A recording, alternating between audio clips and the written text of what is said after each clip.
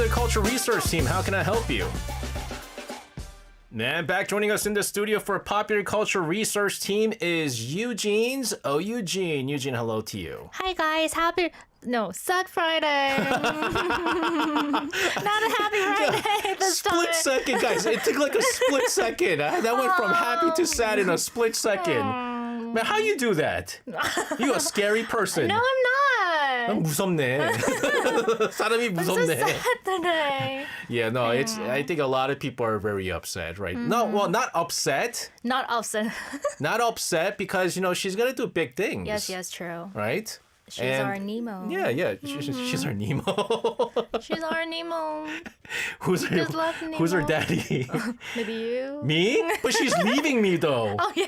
That's not Nemo. Nemo leaves his dad. Nemo's going out looking. Oh, no, daddy's looking for Nemo, right? It's the other Yes. way. Not Nemo's looking for dad. No, but in Nemo 2.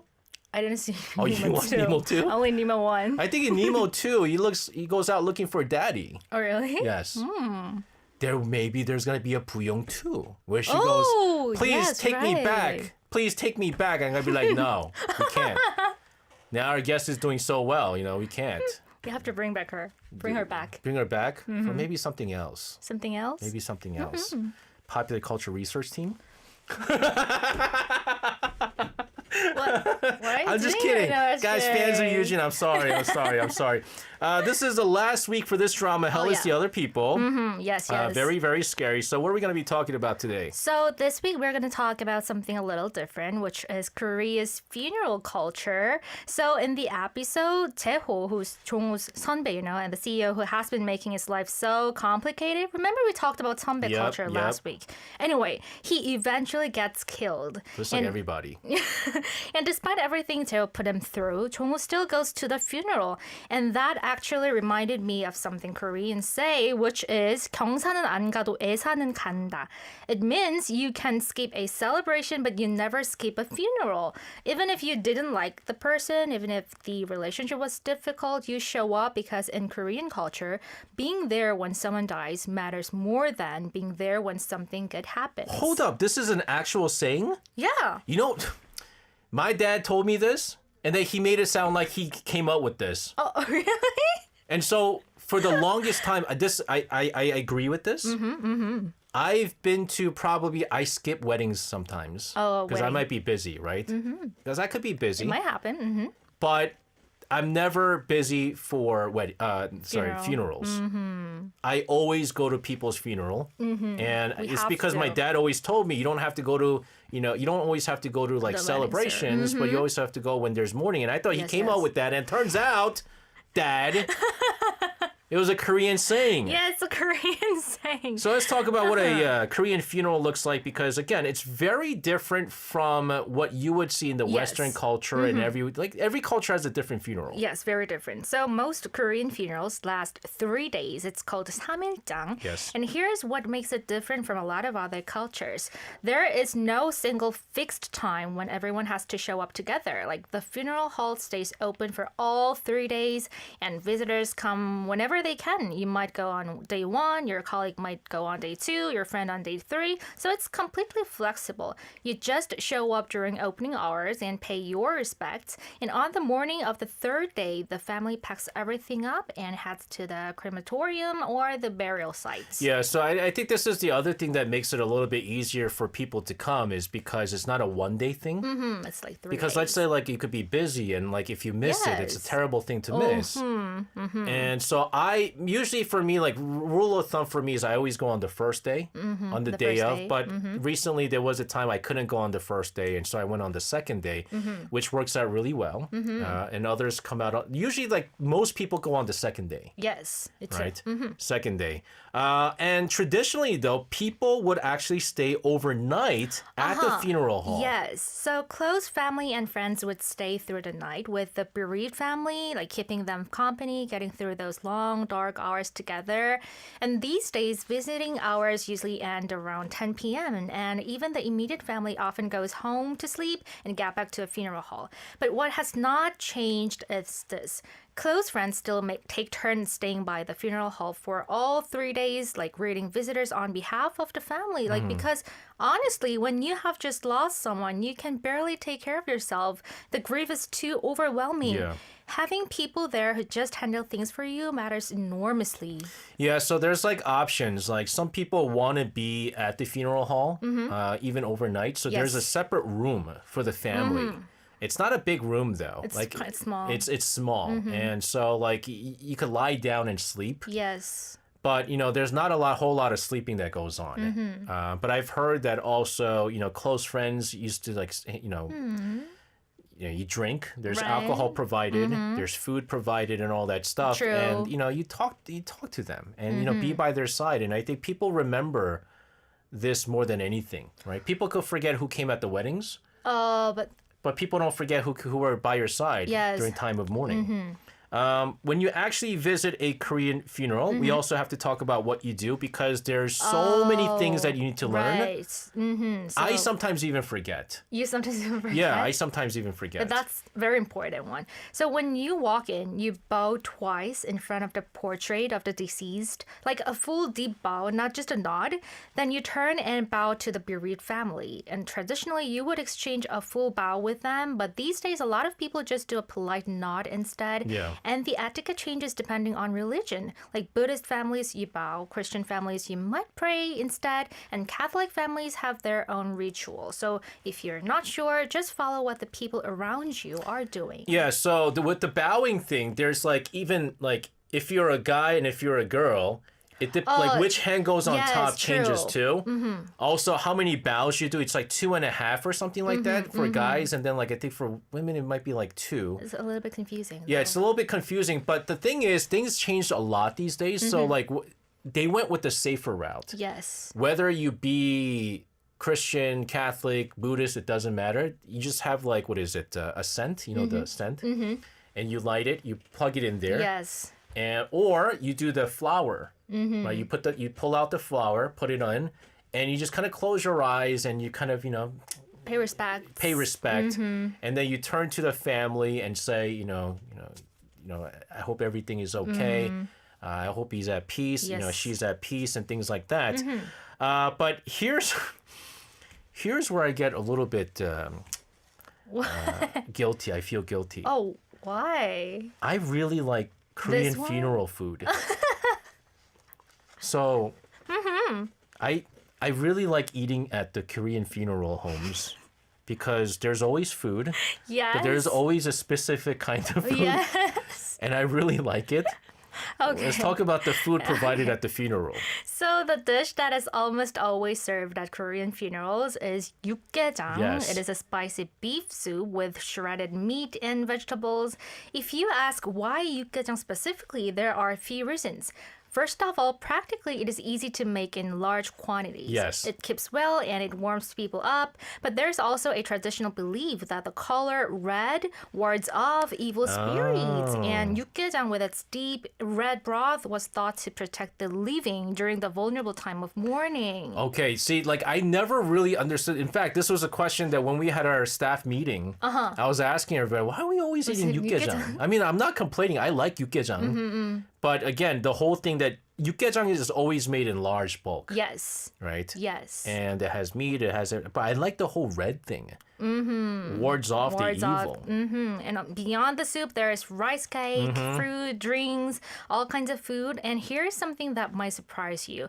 Eating at a Korean funeral is actually considered good manners. Yes. The idea is that it is the deceased last meal for their guests. Yes. So eating something is a way of accepting that final gesture of hospitality. Yeah, again, I mean, I always tend to eat, 육개장? 육개장, and like they always have 전.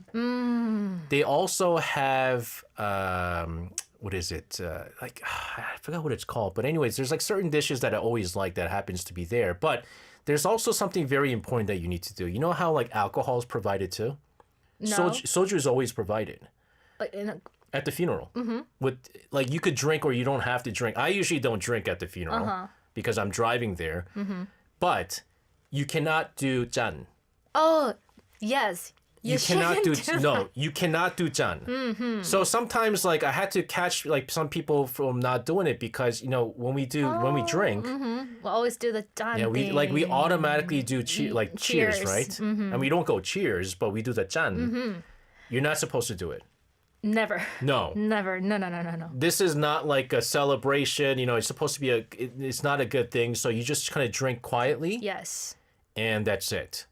But also, do you know I also heard that like depending on how they passed away, if they passed away of old age, it's considered a good passing. So you could be like, everyone's loud. You could be loud. But if it was like an early passing, not a good passing, then people are kind of solemn. You try to be as quiet as possible. True. But again, finally you have the burial culture, and this has changed a lot in Korea too. Yeah, massively. So Korea used to be a country where burial in the ground was the norm, like putting the body in the ground, often in the mountains. So over the past few decades, like cremation has become by far the most common choice. And one of the newer trends that I find really beautiful is sumokjang, which is tree burial. The ashes are buried at the base of a tree, and that tree becomes the memorial. The idea is that the person becomes one with the tree, living on through it, growing with it, becoming part of nature. It's a very different philosophy about death. It's less about being preserved, more about returning to where we all came from. Yeah, exactly. And again, there's so many different ways to do this. Each costs different, but again, we have limited land, so that's why burial is, less likely. But also, funerals have gone digital as well. Oh, yes. So one thing that has changed is how we handle a person's digital life after they pass. Think about everything someone leaves behind online, like social media posts, photos, messages, accounts. In Korea, there are now services that manage or delete all of that on behalf of the deceased according to their wishes. It's called a digital funeral. And with privacy concerns growing, more people are taking it seriously. Also, more families are choosing smaller and quiet funerals, just only immediate family, no public visitation. Some skip the funeral hall completely. So in this way, Korean funerals are becoming less about a ritual and more about what the family actually needs. That's right. And by the way, just like weddings too, like at the Korean funerals, you give money, by the way. Yes. A lot of it is used to obviously pay for the funeral and things like that. All right, we'll continue to talk about Hell is the Other People as we slowly wrap it up. But first, let's take a listen to a song from Lee Chan-hyuk with Panorama. Back in the studio with Eugene's for a popular culture research team as we break down Hell is the Other People for one last time. We talked about the funeral etiquettes and cultures and all of that stuff. Yep. What's our next topic? Okay, so in the drama, there's a character whose name is Ho Jung-hwa. So she's a neighborhood police officer working at a 지구대. So we talked about 지구대 a few weeks ago, the local police substation. And what makes her character so realistic is what she actually deals with. Like in one episode, she is handling a dead cat. In another, she's at a murder scene. She does everything like from small complaints to dangerous situations, all of it often alone with very limited tools and backup. And I think this reflects something very real about Korean police culture right now. She's doing incredibly dangerous work without nearly enough power to back it up. Yeah, the one thing that like I have some police officers in my family. Oh, really? Yeah, like my grandfather, my Awesome. late grandfather was like he was a police officer. I think he went to like 무궁화 three 무궁화s. Mugunghwa is the flower of Korea, right? So instead of stars, my second uncle, he's 2 mugunghwa. He's retired now. My cousin is a police officer. He was in the special forces at one point. He's a police officer down in Busan. So I have but one thing that I always realize is that police officers now, not my grandfather's time, now I feel bad. Oh, it's totally different. I feel so bad for them, and it's unlike the kind of power that American police officers have. And I mean, they are armed, but different source of power, like it's different, right? True.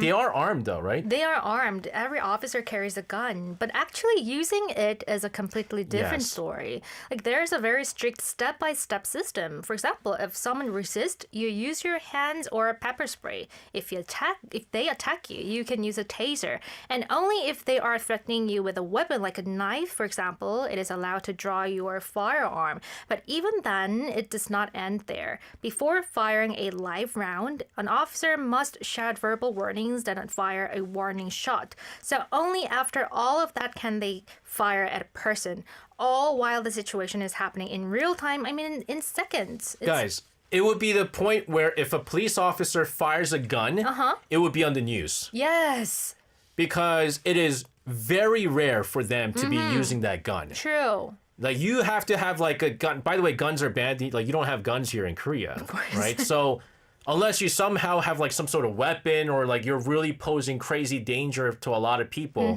they're not gonna shoot. And so you better be doing some bad things to be shooting, unlike, you know, in the US where like, you know, they kind of draw the gun a little bit too often. So in theory, if someone comes at you with a knife, that's when an official can shoot? That is what the rules say, but here is the reality. Okay. Even in that situation, officers say they hesitate because after pulling the trigger, you face detailed reports, intense investigations, and potentially lawsuits, even if you did everything right. And there was actually a case where an officer shot a suspect who was actively attacking him and still ended up prosecuted and fined. And here is a number that pulls it all in perspective. Over 9 years, from 2016 to 2024, Korean police fired live rounds at a person just 39 times in total. So it's roughly 4 times a year in a country that handles 20 million emergency calls annually. So the gun is there, but in practice, it has become almost untouchable. Yeah, I've seen cases when a police officer shoots like 39 rounds in one person, you know? Like, so that's how it's rare. It's rare. And to be honest with you, I'm actually even surprised that this number is this high for Korea over 9 years. Because you rarely hear it. I think I did see the news recently, like a couple of years ago, I think, where Yes. with the whole report thing, they Yes, had to right, fight. And then the what is it? Like the netizens were so upset because they're like, yeah, he should have shot him, you know? So if the weapon exists, but the using it feels like a risk in itself for the police officer. Right. Jeez. So one officer put it this way.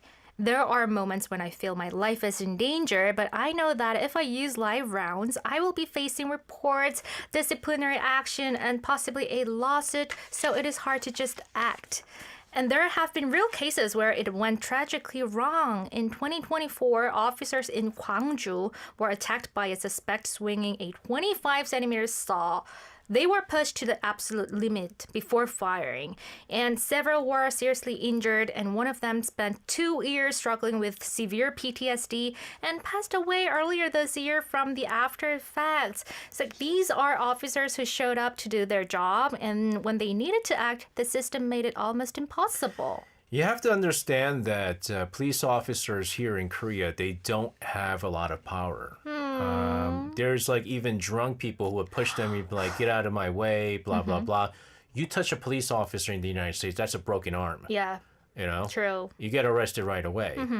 Here's a little bit different, but it was different back in the days when the police actually had too much power. Yes. And so they were trying to lower that, and what they did was just kind of like take too much power off from the police officers.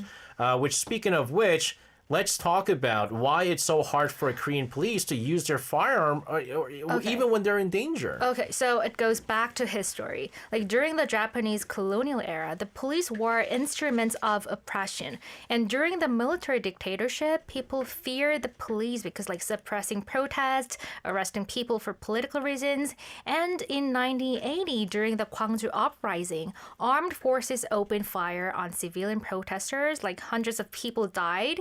So in Korea, the image of police using guns against people is like living memory. Yeah. That is why Korean society became extremely sensitive about police firearm use.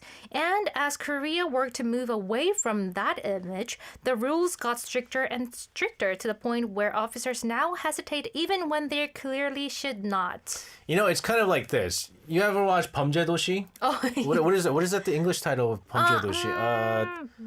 I don't know exactly. Man, what what's- is that? With 마동석? Yeah, but 마동석 범죄도시. Like 범죄의 도시? Wait, 범죄도시, right? Yeah. 영어 제목. What is this called? Oh, the Outlaws. The Outlaws. Outlaws, the Roundup, No Way Out, the Roundup. Roundup There's Punishment. 4. Oh my goodness, I got 2 more to watch. So in that 마동석, you know, he faces all these crazy criminals. Punches. He uses his fist because he can't shoot anybody.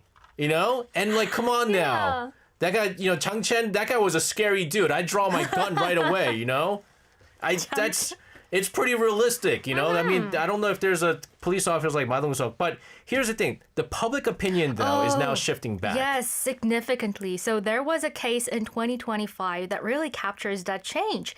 An officer was attacked by a man with a 30-centimeter knife. He gave verbal warnings and fired warning remember shots. this. And when the attacks continued, he fired 3 live rounds and the suspect died. The officer was not charged. It was ruled self-defense.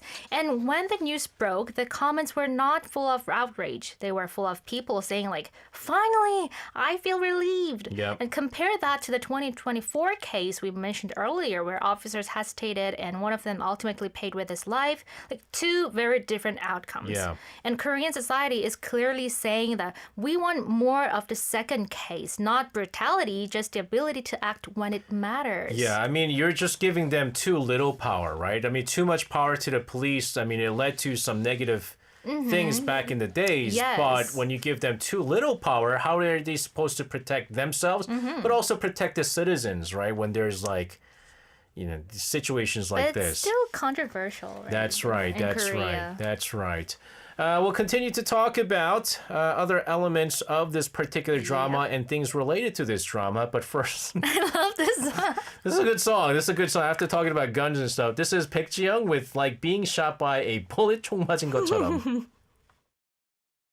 Back in the studio with Eugene's for Popular Culture Research Team. We got a message in from Eng who says, "What an interesting topic. I was the designated cemetery funeral journo. My editors are psychos. It could be also because I am trilingual and can understand the bereavement company's ritual. In villages, some villagers used to gamble while snacking on peanuts while during the funeral, especially at night. I didn't like that, but my parents say it's a way to keep the surviving family members company." Actually, it's interesting you say that because Korea back in the days, Back in the days. they used to do that. Like they wouldn't gamble, but they'll play like 고스톱, 고스톱. right? Like not with money, maybe because you know gambling is illegal here in Korea, but they'll just play games like that to again keep the members company. Overnight they'll do it. And so it's usually at the house of the bereaved family, Yeah. not at a funeral home. But thanks very much for that, Ing. That's interesting. We are wrapping up 타이는 지옥이다. Hell is the other people. Yes. This week. It's been a long week, 5 weeks. True. So since we have spent the last few weeks dip in Korean horror, I thought it would be fun to end with some recommendations. So if 타이는 지옥이다 kept you up at night, here are a few more Korean dramas that will do the same thing. But first, let me talk about what makes Korean horror different from what most of our listeners might be used to. Yeah, you have like this like uniquely Korean sort of touch to these like horror dramas, right? So like how is Korean horror different from Western horror? So, you know, Korean ghosts always have a reason. They died with something unresolved, and that unresolved feeling in Korean culture, we call it han. So han is what drives them. They're not just scary, they are tragic. And that combination of fear and sadness is something very specific to Korean horror. And people often say after watching Korean horror dramas, they're saying like, I was scared, but I also felt sad. And that is the han talking. So lately, you know, it's summertime and Koreans love like scary stuff. Yes, so true. my son now he's in elementary school for his summer vacation. I wanted to scare. I said, "Aaron, do you get scared easily?" He goes like, "No, I never get scared." Right? I was like, can I tell you about ghosts? And he was like, yes. And I was like, you know why people become ghosts? And he goes, no, I don't. I was like, it's because they have hun. Oh, they have And when they hun. can't resolve the hun, The feeling. they can't go to the next world. And that's why you Yes. become ghosts, right? He was like, what's a hun, right? He's like, can you give me an example of hun? And I go, oh my goodness. All right, Aaron, let's say Daddy passed away early, and I promised that we were going to drink wine together. We have that special wine that we're supposed to be drinking when you turn adult. And let's say I was not able to do that, I would have hun. And I would haunt that cellar. That cellar's going to be haunted by me. And he goes, oh, right? And then next day, you know what he tells my mom? Because, my mom lives with me. He's like, 할머니, do you have any hun with you? Do you have any hun? Oh, it's so adorable. He's like, I hope you don't have any hun. He's like, I hope you don't have any hun. You don't have any hun. He goes, Amma, do you have any hun? Oh, so cute. So this is the hun, right? This is the hun. So Yes. Korean movie is not just scary, but there's the emotional aspect. Exactly. And then there is a zombie thing too. So Korea has zombie stories too, like Busan Train to Busan, which became a global hit. But Kingdom took the concept somewhere nobody expected. Yes. It stars Ju Ji-hoon as a crown prince in the Joseon era. And then in the middle of all of that, a zombie apocalypse breaks out. And nobody had ever seen anything like it because it's Joseon era period drama plus zombies. It sounds bizarre, but it works completely. And we have a poster of this kingdom drama, right? That's right. That's right. It was very popular. It got to the point where so many non-Koreans fell in love with this drama. They started buying kat. Cut? You know the kat? This is the reason why kat got popular. Really?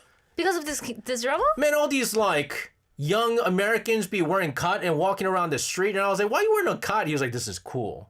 Oh. This was the drama that started it all. Oh. Yeah, the whole kat thing. It wasn't K-pop Demon Hunters that started it. It was this drama. Because of this drama? I It was didn't know because that. of this drama. Ooh. And so kat became popular because of this. Ooh. But what other Korean horror dramas would you recommend? Okay, so a few that I think our listeners would really enjoy. First of all, 동궁, which just came out on Netflix recently. It stars Nam Joo-hyuk and Do Yoon-seo, and it is set in the Joseon Royal Palace as well. The characters move between the world of the living and the spirit world. It feels like the Stranger Things, that feeling of crossing between two different realities. 동궁 has that too, but set in a Joseon Palace. The visuals are stunning, and the horror is deeply rooted in Korean history and resentment or Han.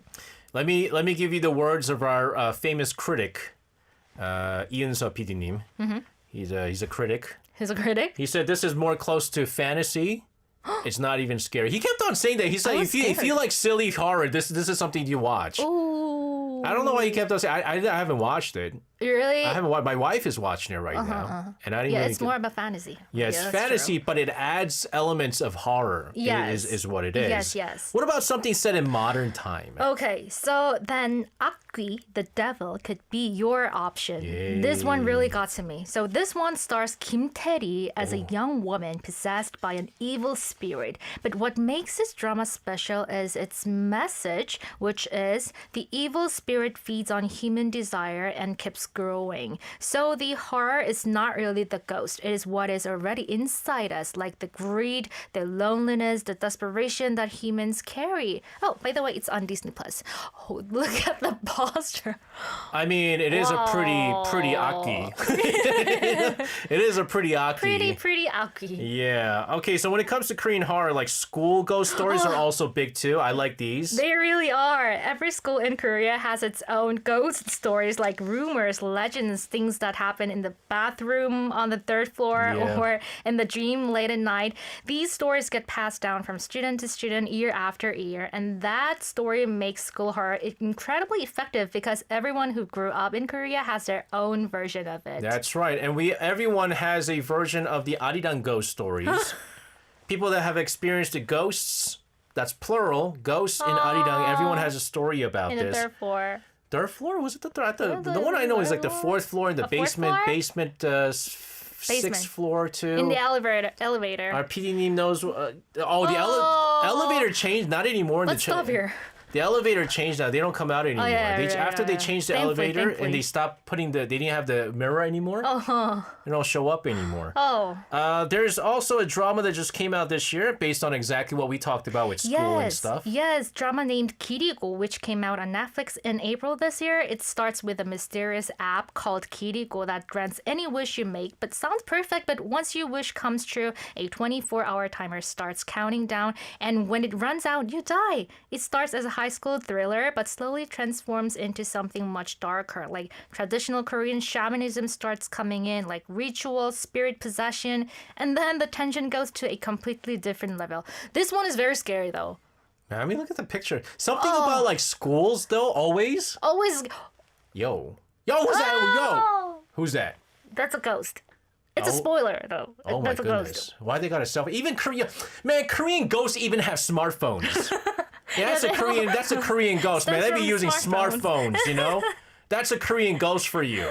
Perfect picture there. Eugene, we have some bad news for our listeners. Yes. It is also your final time. Yes. I want to say that I was so grateful so far. For just this month. Next month, you'll be back. Next month, you'll be back. It was the last show for this month. But next month, August, we'll have a new drama to check out. So looking forward to it. Thank you very much for all that and more. Have a wonderful weekend, and we'll see you again next week. Thank you. See you next Friday. Bye. And this is the original soundtrack from Aki that we just talked about. This is Ali with Revenant Aki.